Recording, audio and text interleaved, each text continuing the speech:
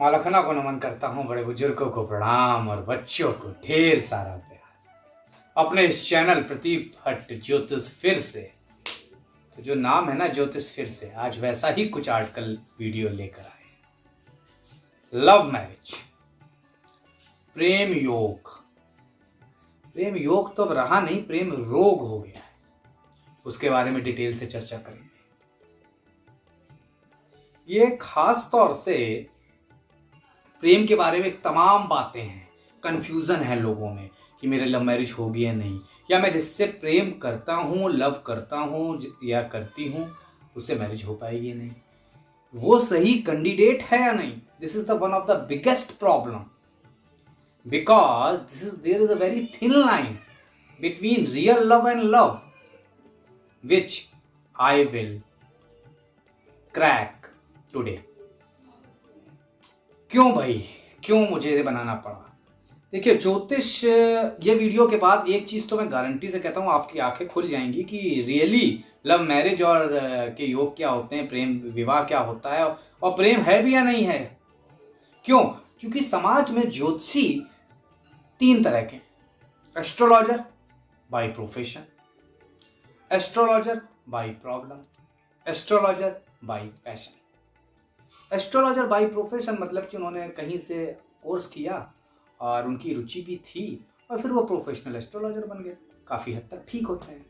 एक होता है एस्ट्रोलॉजर बाय प्रॉब्लम, जब जीवन में आदमी कुछ नहीं कर पाता है तो मैं हमेशा ही कहता हूँ या तो दलाल बन जाता है, या ज्योतिषी बन जाता है, या पत्रकार बन जाता है, क्योंकि इन तीनों में ही कहीं से डिग्री नहीं मांगी जाती है। यहाँ पे 90% लोग ऐसे ही हैं, ज्वेलर एस्ट्रोलॉजर बन गए क्योंकि रत्न बेच रहे हैं। लास्ट वाला होता है एस्ट्रोलॉजर बाय पैशन, जिसमें मैं आता हूं। मैं अकेला नहीं हूं, तारीफ नहीं कर रहा हूं, मेरे जैसे हजारों होंगे। और जो एस्ट्रोलॉजर बाय पैशन होते हैं वो ज्योतिष को कुछ देना चाहते हैं, तो वो रिसर्च करते रहते हैं, उनके दिमाग में कीड़ा चलता रहता है, यार ये रियलिटी क्या होगी इसके पीछे, जो कि मैं हमेशा करता रहता हूँ। तमाम मेरे स्टूडेंट हैं जो बिकॉज ऑफ प्रॉब्लम, उनकी नौकरी अच्छी नहीं थी, 15,000 की थी, नाइट शिफ्ट थी, वो एस्ट्रोलॉजर बन गए। क्यों? क्योंकि इसमें आराम से 50,000 मिल रहे हैं आज की डेट में। खैर, तो प्रेम, इस पूरे वीडियो को 3 भागों में बांटेंगे। प्रेम की क्या योग होते हैं, फर्स्ट सेगमेंट रहेगा। सेकंड सेगमेंट भावनात्मक प्रेम। तीसरा सेगमेंट शारीरिक प्रेम, मतलब body affection, real love, emotional love. उनके योग बताएंगे, उनकी वजह बताएंगे, कैसे कहां क्या होता है। सबसे बड़ी बात, जो सबसे बड़ा मिथ है वो ये कि शुक्र प्रेम का कारक है। सारे ऋषि मुनि यही कहते हैं, पराशर सारावली से लेकर भृगु संहिता यही कहती है। मैं भी कोई अलग तो हूं नहीं, मैंने भी वही पढ़ा है। वो सही कहते हैं, लेकिन उन्होंने कब लिखी थी? श्री रामचंद्र के युग में। तब प्रेम में वात्सल्य होता था, सच्चाई होती थी। आज उन्होंने ही लिखा है कि कलयुग राहु का होगा, राहु मतलब चीटिंग। तो फिर कैसे शुक्र ही प्रेम का कारक हो सकता है? मेरे हिसाब से जमाना बदल गया है, तो 2 प्रेम के कारक होने चाहिए, एक चंद्रमा और एक शुक्र। क्यों चंद्रमा? चंद्रमा स्नेहिल है, उसका प्रेम पावन है। मां जैसा प्रेम किसमें कहा गया है? सिर्फ चंद्रमा में कहा गया ना, सर्वोच्च प्रेम का दर्जा अगर कहीं दिया गया है तो मां के प्रेम को दिया गया है। माता कभी कुमाता नहीं हो सकती है, दुर्गा चालीसा में लाइन तक है। शुक्र प्रेम है, मैं ये नहीं कह रहा हूं नहीं है, लेकिन कलयुग में राहु द्वारा दूषित हो जाने की वजह से वो आकर्षण, अट्रैक्शन, मन मोहने वाला एक कारण, आसक्ति, जिसे आप सेक्सुअल थ्रस्ट भी कहते हैं, वगैरह वगैरह बन के रह गया। डबल डेटिंग, ट्रिपल डेटिंग के नाम से मशहूर है। Number of affairs, breakup and all, these word just came few years back। तो ये सब क्यों हो रहा है, इसको समझना होगा। देखिए, खास तौर से शुक्र विवाह पत्नी सब देखना चाहिए, लेकिन there is a very thin line difference between moon and Venus. Both are planet of love, दोनों ही प्रेम के प्रतीक हैं, प्रेम के कारक हैं। दोनों का रंग सफेद है, दोनों ही चांदनी रात में खूब अच्छे से नजर आते हैं। शुक्र सबसे चमकीला तारा और चंद्रमा तो चंद्रमा। दोनों का कलर व्हाइट, दोनों का आधिपत्य आदि चीजों में व्हाइट, दोनों ही राजसी ग्रह। लेकिन there is a difference and very very thin which we need to crack, which we need to understand. तो इसलिए आज इसको 3 भागों में बताएंगे। हालांकि मीराबाई का भी एक प्रेम था, उन्होंने लिखा है, हेरी मैं तो प्रेम दीवानी, मेरी दर्द न जाने कोय, घायल की गति घायल ही जाने न जाने कोय। अब वो चीजें रह नहीं गई और अब खास तौर से प्रेम एक मजाक बन के रह गया है। तो ये सब भूमिका बांधना इसलिए जरूरी हो गई थी कि पहले आप समझ तो लें, सिर्फ आपको अपना शुक्र नहीं देखना है कुंडली में या हाथों में, चंद्रमा भी देखना है। क्योंकि जब ऋषि मुनि ने लिखा था शुक्र के बारे में प्रेम, तब उस पर या उस युग पर राहु का प्रभाव नहीं था, और शुक्र राहु की परम मित्रता होने की वजह से शुक्र का भी रास्ता कुछ तो भटका है। इसीलिए मैंने कहा चंद्र और शुक्र दोनों देखिए, सच्चा प्रेम पाना चाहते हैं, भावनात्मक प्रेम पाना चाहते हैं। अब 3 भागों में मैंने बताया, पहले योग, फिर भावनात्मक, फिर शारीरिक। उसके पहले 8 प्रकार के ज्योतिष में प्रेम माने गए हैं। हिंदू शास्त्रों में 8 प्रकार के विवाह होते हैं। ब्रह्म विवाह, देव विवाह, आर्ष विवाह, प्रजापति विवाह, गंधर्व विवाह, असुर विवाह, राक्षस विवाह और पिशाच विवाह। और वर्तमान में जो प्रेम प्रचलित है उसे गंधर्व विवाह के अंतर्गत आता है। और मनुस्मृति के अनुसार इच्छा पंड्यो संयोगा कन्याश्च वरस्य चा, गांधर्वश्चु तु विज्ञे मैथुन्य काम संभवा। जब कोई युवक युवती अपनी मर्जी से पति पत्नी का संबंध रखते हैं तो उसे गंधर्व विवाह कहा जाता है, जिसे आज की डेट में आप प्रेम योग और मैं प्रेम रोग भी कहता हूं। अक्सर लोग आते कहते हैं सलमान की शादी नहीं हुई, मैंने कहा 20-25 बार हो चुकी यार। कहते हैं कैसे, आप समझ गए होंगे। ठीक है, तो इन 3 भागों में डिवाइड करेंगे और खास तौर से इसको डिटेल में बताएंगे आज क्या होता है। देखिए, प्रेम के लिए कुछ बेसिक्स बता दूं आपको। सबसे पहले ज्योतिष में वो ये कि सबसे पहले अगर राशि के अनुसार बताऊं तो खास तौर से हमारी 4 तरह की राशियां, वायु तत्व, अग्नि तत्व, पृथ्वी तत्व, और एक कौन सी बची, अग्नि, पृथ्वी, वायु और जल तत्व। ठीक है, तो भाई सबका समावेश से इंसान बनता है। तो उसी तरह से प्रेम के लिए कौन सा कॉकटेल बनेगा वो आप पहले समझिए। खास तौर से अगर उस पर जाएं उसके पहले मैं आपको ये बता दूं लव मैरिज के क्या कॉम्बिनेशन है, क्योंकि ये बड़े यंगस्टर मुझसे सुनना चाहते हैं। मुझे तमाम मैसेजेस आए कि सर प्रेम विवाह के मुझे कॉम्बिनेशन बता दीजिए। तो लव मैरिज के, प्रेम विवाह के कॉम्बिनेशन लिखिए। अब आपसे एक दरख्वास्त, एक निवेदन, शेयर, सब्सक्राइब, लाइक, कमेंट जरूर करिए। इसकी रफ्तार आपने कम कर दी है। मुझसे डायरेक्ट जुड़ना, नीचे मेरा लिंक दिया जा रहा है फेसबुक ट्विटर का, मुझसे डायरेक्ट जुड़ सकते हैं। खैर, 5th house is the planet of love, intelligence, children, affection. तो 5वां घर प्रेम का हो गया। 7वां विवाह का होता है। जब भी 5वें का 7वें में, 7वें का 5वें में इंटरचेंज होता है, लव मैरिज होती है। बहुत कॉमन है और सबको पता है। 5वां 11वें में जाता है तो अपने से 7वें चला गया, और वो लाभ का भाव है, प्राप्ति का भाव है। मतलब विवाह में प्राप्ति होगी, लाभ होगा। और प्राप्ति लाभ आजकल कनेक्ट है डायरेक्ट प्रेम विवाह से। प्रेम विवाह नहीं है तो कोई उसे मानता ही नहीं है कि प्राप्ति हुई या लाभ हुआ। ठीक, तो 5वें का 11वां या 11वें का 5वें से संबंध भी प्रेम विवाह कराता है। 5वें के स्वामी खास तौर से 8वें में, 12वें में अच्छी स्थिति में बैठे हो, शुक्र मजबूत हो, लड़कों का, लड़की का बृहस्पति या चंद्र, प्रेम विवाह होता है। पंचमेश सप्तमेश के नक्षत्रों का चेंज हुआ हो और कुंडली में शुक्र चंद्र मजबूत हो, प्रेम विवाह होता है। उसी के साथ साथ राहु केतु का 5म सप्तम में कॉम्बिनेशन है, 12th में भी, समटाइम 8th में भी प्रेम विवाह होता है। नहीं होता तो मल्टीपल प्रेम्स होते हैं, अनटिल अनलेस सूर्य बृहस्पति द्वारा वो आपको कंट्रोल कर रहे हैं। अदरवाइज राहु तो राहु। उसी के साथ साथ खास तौर से राहु केतु मंगल शुक्र जब भी 5वें 7वें में होते हैं तो आसानी से प्रेम करा देते हैं और प्रेम को फलीभूत भी करा देते हैं। शनि 7वें भाव में सम टाइम जब अगर खराब स्थिति में हो और शुक्र अच्छा ना हो तो बहुत गहरा प्रेम देता है, लेकिन फलीभूत नहीं होने देता है। सब शाहरुख खान थोड़े ना होते हैं। 7वें का कुंभ राशि का शनि और लव मैरिज कर ले गए। खैर, उसी के साथ साथ 5म सप्तम के स्वामी खास तौर से चंद्र और शुक्र हो, एक दूसरे को देख रहे हो, लव मैरिज होती है। पूरी कुंडली में कहीं पर भी चंद्र शुक्र एक साथ बैठे हो, कहीं पर भी लव मैरिज के चांस बढ़ जाते हैं। पूरी कुंडली में भी 5वें 7वें 8वें 12वें चौथे में अगर शुक्र बैठे, लव मैरिज के चांस बढ़ जाते हैं। पूरी कुंडली में चौथा 5वां 7वां 8वां 12वां में चंद्र बैठे हैं, लव मैरिज के चांस बढ़ जाते हैं। चंद्र बुध की युति, चंद्र शुक्र की युति, शुक्र बुध की युति लव मैरिज दे सकती है। सिर्फ कभी कभी दशाओं का भी खेल होता है। जब आप के में ये युति है, लेकिन जब आप मैरिज करने जा रहे थे शायद वो दशा अच्छी नहीं थी, आपको अरेंज करनी पड़ी, वगैरह वगैरह। ठीक है जी। अब अगर आगे बढ़े तो खास तौर से सूर्य 7वें में बैठ के लव मैरिज नहीं देता है, देता है तो अलगाव दे देता है। उसी के साथ साथ 7वें भाव में किसी भी तरह से शुक्र मंगल चंद्र राहु केतु की स्थिति लव मैरिज कराती ही कराती है। यही 5वें में होता है।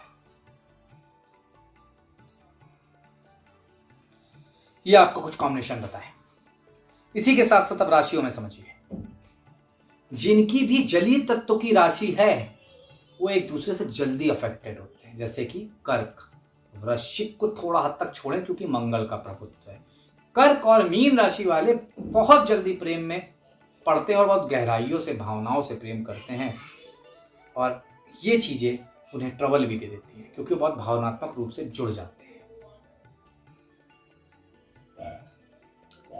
मेष, सिंह और धनु राशि वाले लोग सोच समझ के प्रेम करते हैं। अनटिल अनलेस, चंद्र राशि की बात कर रहा हूं, चंद्र राशि आपकी अगर 5वें में बैठी, सीधे प्रेम का घर है वो, तो ऐसे लोग भावनात्मक रूप से प्रेम करते हैं। लेकिन अगर चंद्रमा लग्न में है, 9वें में है, तो कोई बड़ा फर्क नहीं पड़ता। इसमें भी आप कह सकते हैं कि अगर धनु राशि में है तो प्रेम ज़्यादा होता है, मंगल वाले की राशि मेष में तो इंटेंसिटी ज़्यादा होती है, सिंह में है तो बैलेंस्ड रहते हैं। उसी के साथ साथ अग्नि तत्व हो गया, जल तत्व हो गया, वायु और पृथ्वी, पृथ्वी वाले बहुत स्थिर रहते हैं। मतलब वृषभ, कन्या और मकर सोच समझ के खेलते हैं। इसके बाद वायु 3 7 11, मिथुन तुला कुंभ बैलेंस्ड होते हैं, तुला बस, मिथुन और कुंभ मूर्खता कर देते हैं अक्सर। तो ऐसे लोगों को जरूर प्रेम करने के पहले सोचना चाहिए, इसलिए मैंने राशि को भी डिटेल में बताया। नक्षत्रों में रोहिणी, भरणी, रेवती, चित्रा,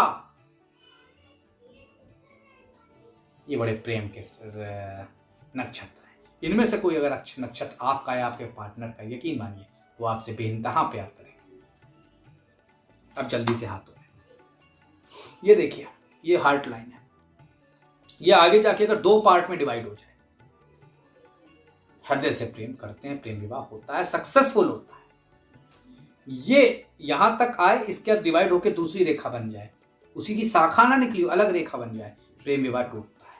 ये ऊपर तक बिल्कुल नहीं झुक रही है, मतलब एक डायरेक्शन का जो मूवमेंट होना चाहिए, टर्न होना चाहिए, अगर बिल्कुल नहीं स्ट्रेट है, ऐसे लोग प्रेम में सिर्फ आपका यूज कर रहे होते हैं। उसी के साथ साथ शुक्र का ये अंगूठा देखिए, अगर ऐसा है तो ऐसा व्यक्ति आपके साथ अगर प्रेम में है और उसी समय एक्स है, वाई आ गया और वाई ज्यादा उसको फायदेमंद दिख रहा है, उसके साथ उसका पार्टनर, उसके साथ उसकी लाइफ, वो उसके साथ चला जाए। ऐसा है तो लव मैरिज नहीं कर सकता, घर वाले धमका के वापस भेज देंगे अरेंज मैरिज। ऐसा है पीछे मुड़ा हुआ, लव मैरिज कर सकता है। बस यहाँ पे शुक्र दूषित नहीं होना चाहिए, यहाँ पे कोई भी कटी फटी लाइनें नहीं होनी चाहिए, तिल नहीं होना चाहिए, मसा नहीं होना चाहिए, कोई स्पॉट नहीं होना चाहिए, कोई जाल नहीं होना चाहिए, बेइंतहा प्यार। इसके खास तौर पे अगर हृदय रेखा वाला भी कॉन्सेप्ट मिल जाए, बेइंतहा प्यार। ये थे प्रेम विवाह के योग। अब कैसे पहचाने आपका प्रेम सही है या नहीं, तो प्रेम को आज मैंने 2 भागों में बांट दिया, भावनात्मक प्रेम, शारीरिक प्रेम। इस पर चर्चा करना बहुत जरूरी हो जाती है क्योंकि भावनात्मक प्रेम और शारीरिक प्रेम में डिफरेंस लोगों को आजकल समझ नहीं आता है और वो फंस जाते हैं। जब फंस जाते हैं तो फिर कहते हैं पंडित जी गलती हो गई। तो सबसे पहले भावनात्मक प्रेम की चर्चा।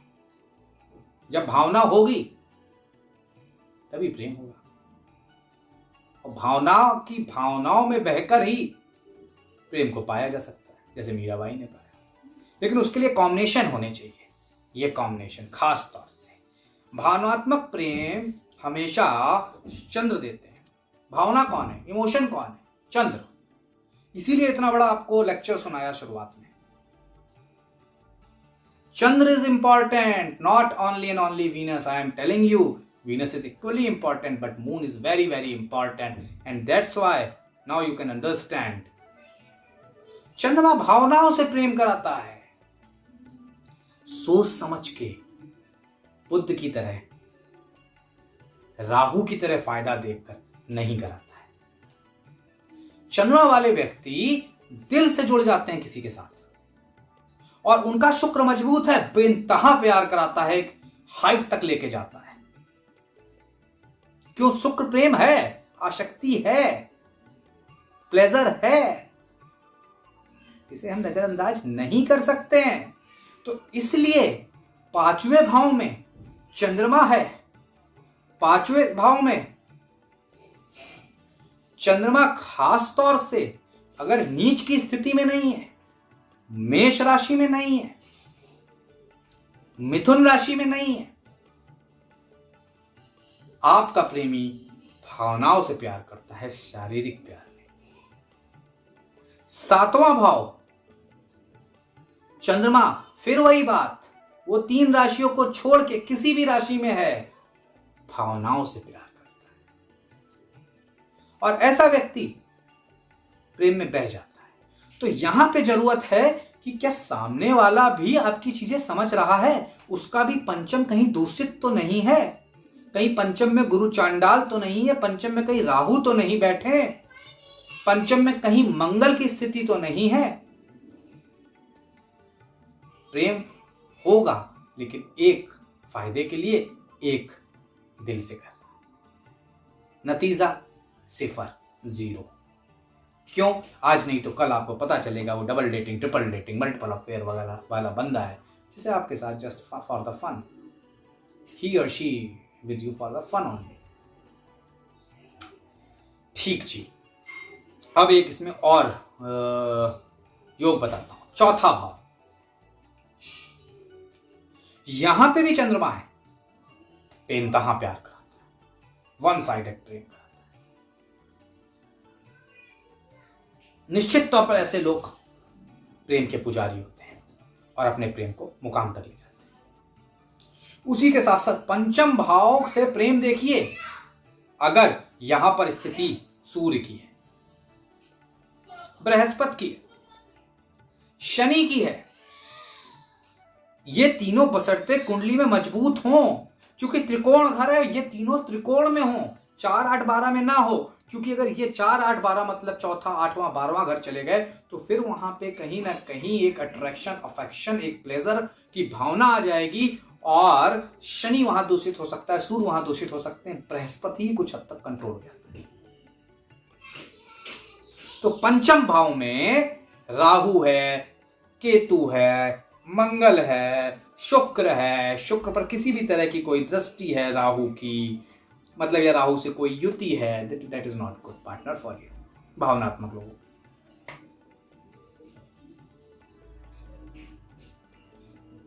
5वें भाव में जल राशि है, कर्क, मीन की बात कर रहा हूं, या सिंह राशि है या धनु राशि है। क्यों भाई? सिंह प्लैनेट ऑफ प्रिंसिपल, सूर्य की राशि, धनु प्लैनेट ऑफ सिद्धांत, वो तो है ही देवगुरु, उनका है। तो यहां पे सूर्य भी ठीक काम करेगा, यहां पे शनि भी ठीक काम करेगा, वो भी सच्चा प्रेमी होगा आपका। यहां पर चंद्रमा कमाल का काम करेगा, भावनात्मक रूप से जुड़ेगा, और ऐसे प्रेम मिलते नहीं।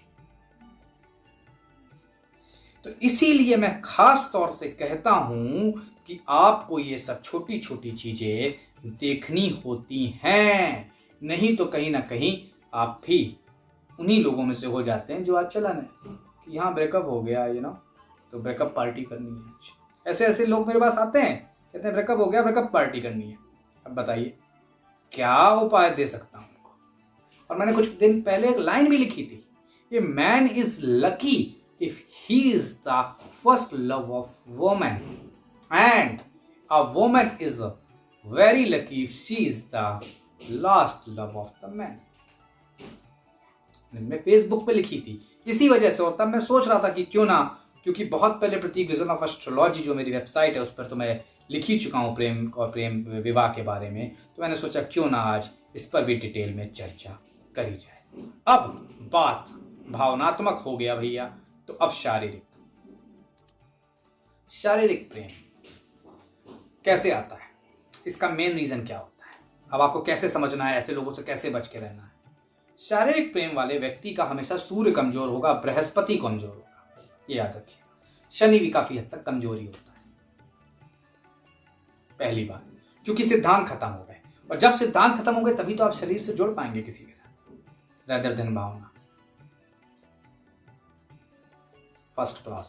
सेकंड, शारीरिक प्रेम बेसिकली मंगल और शुक्र देते हैं। मंगल क्यों? Planet of energy, planet of blood, और सारा खेल जेनेटाइल्स के इर्द गिर्द इन्हीं दोनों का है।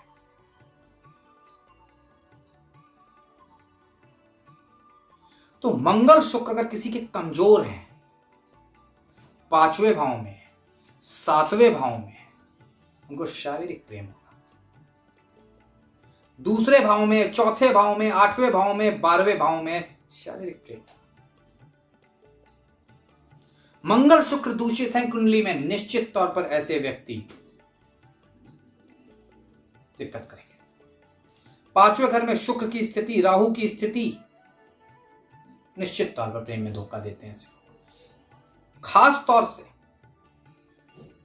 7वां घर मैरिज का है, मैरिज पे धोखा देना एक अलग बात होगी। प्रेम में अगर आप धोखा देख रहे हैं तो आपको ये चीज देखनी है। 4th house, 8th house, 12th house देखना होगा। क्या राहु तो नहीं बैठा है? क्या मंगल तो नहीं बैठा है? अगर बैठा है निश्चित तौर पर दिक्कत देगा। चंद्रमा बैठा है राहु के साथ, ह्यूज दिक्कत। एक तरफ मैंने चंद्रमा को वात्सल्य प्रेम का कारक कहा, लेकिन जब वो राहु के साथ दूषित होता है प्रोस्टिट्यूशन तक करा देता है। यू नीड टू अंडरस्टैंड इस शारीरिक प्रेम का रीजन क्या है। मंगल शुक्र एक साथ है पूरे घर में, कहीं शारीरिक प्रेम रहेगा। शुक्र राहु एक साथ है, शारीरिक प्रेम रहेगा। राहु मंगल पूरी कुंडली में किसी की कहीं पे भी है, शारीरिक प्रेम रहेगा। शुक्र मंगल, राहु शुक्र, इनका कोई भी कॉम्बिनेशन, शारीरिक प्रेम रहेगा, अफेक्शन रहेगा, अट्रैक्शन रहेगा। 5वें का स्वामी 8वें में बैठा है, शारीरिक प्रेम भी होगा। नहीं, ऐसे लोग दूसरे के द्वारा छले भी जा सकते हैं। क्यों? 5वें से चौथा 8वां होता है। सामने वाला प्लेजर ढूंढ रहा है तो आपको ध्यान देना होगा यहां पे। उसी के साथ साथ 5वें का स्वामी 12वें में बैठा है, मल्टीपल अफेयर्स। 5वें का स्वामी 9वें में बैठा है, सच्चा प्रेम करेगा, दिल से प्रेम करेगा। 5वें का स्वामी लग्न में बैठा, अपने से 9वें, धर्म हो गया, एक ही से प्रेम करेगा। डबल डेट वगैरह वगैरह इस कलयुग में भी उन्हें नहीं पता। तो आपको समझना होगा कि इसका रीजनिंग क्या है। तो सबसे पहले अब आपने समझा, अब मैं समराइज कर दूं तो भैया सबसे पहले लव मैरिज के योग होते हैं कि 5वां और 7वें में चंद्र शुक्र वगैरह जो ये युति मैंने बताई सब आप देख लीजिए। दूसरा, आप किस तरह का प्रेम तलाश रहे हैं, आपको शादी करनी है उस प्रेम के साथ तो निश्चित तौर पर भावनात्मक प्रेम के ऑप्शंस देखिए। और अगर आपको जस्ट टाइम पास करना है तो फिर मुझे कुछ कहने की जरूरत ही नहीं है, और बाकी आप समझ ही गए हैं। तो इसलिए आज लव मैरिज पर इतना डिटेल्ड मैंने बनाने की कोशिश करी, और ख़ास तौर से राहु का बहुत ज़्यादा असर हो जाने की वजह से समाज पे लव मैरिज एक बहुत नॉर्मल चीज़ होगी, कोई रोकता नहीं है। लेकिन प्रॉब्लम है कि लव मैरिज के बाद लव मैरिज टूट जाती है, लव अफेयर के बाद लव अफेयर टूट जाता है। उसकी रीजनिंग आज मैंने दी है जो आपने समझी होगी। जुपिटर और सूर्य और शनि किसी की कुंडली में भी स्ट्रांग है, खासतौर से सूर्य बृहस्पति, याद रखिए ऐसा व्यक्ति जल्दी धोखेबाज नहीं होता। जिसकी कुंडली में त्रिकोणों में शुक्र चंद्र राहु का रुतबा चल रहा है, उन भावों में वो बैठे हुए हैं, धोखे मिलने के चांसेस हो सकते हैं। तो ये था लव मैरिज पर एक डिटेल टॉपिक। तो जरूर शेयर, सब्सक्राइब, लाइक करिएगा। मुझसे डायरेक्ट जुड़ना है, नीचे प्रतीक भट्ट टाइप करिएगा फिर फेसबुक पर। आज के लिए प्रतीक भट्ट का बहुत बहुत धन्यवाद।